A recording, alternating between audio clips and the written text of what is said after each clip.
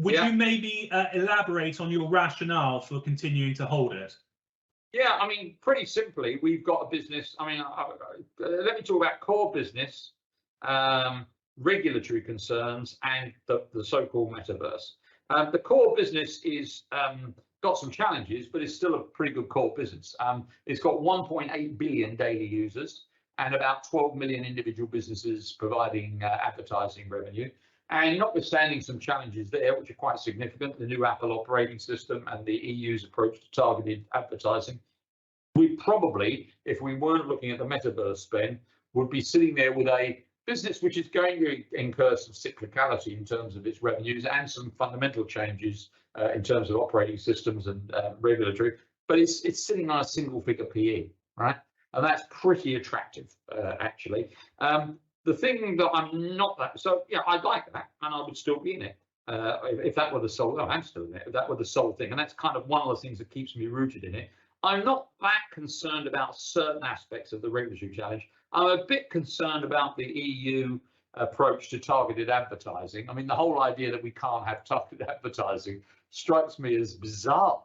Really, I mean, so we think it's better if we have non-targeted advertising. I'm a bit puzzled by that, but you know, strange things do happen. I'm trying not to get too excited about it because I think it's so illogical that it probably won't happen. But you never know with some of these things. I'm not in the least bit concerned by the competition antitrust approach, because I think probably broken into its component parts and without the current management managing all those parts, this would probably be a more valuable business, you know, because we've got the original Facebook business, we've got the Instagram business, and we've got the WhatsApp business. In their individual parts, I think that some of the parts are probably worth a lot more. The story I always tell, there aren't very many examples of very big companies broken up in America by antitrust action.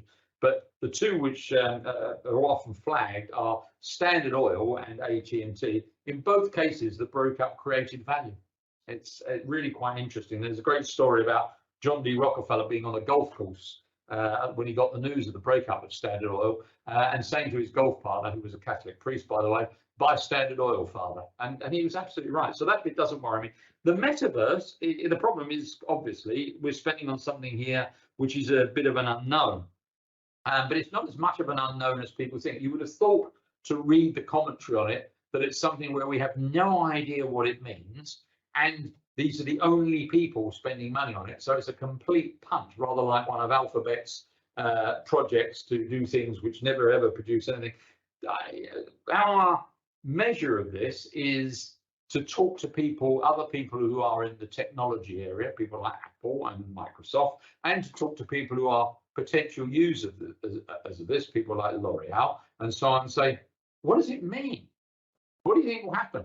And you get quite a lot of positive feedback from them on the fact that something will emerge from this, which will involve us probably having meetings like this where we do actually get to feel that we're in the same room, and more importantly, from the point of view of our investments, buying your cosmetics like you're in the specialist cosmetics retail shop with your friend and getting opinions on how things go. So I think that there's a high likelihood that something which we don't fully understand will develop here, and there's a possibility, given their initial base of users and so on, that this Meta will be a very significant player in it. But it's still a bit more of an unknown than I really like out there. I think one of the big sort of events that we await to see what's going to happen here while we sit with our single figure PE digital advertising business and hug that to us for comfort is sooner or later, probably in the course of this year, we're going to see Apple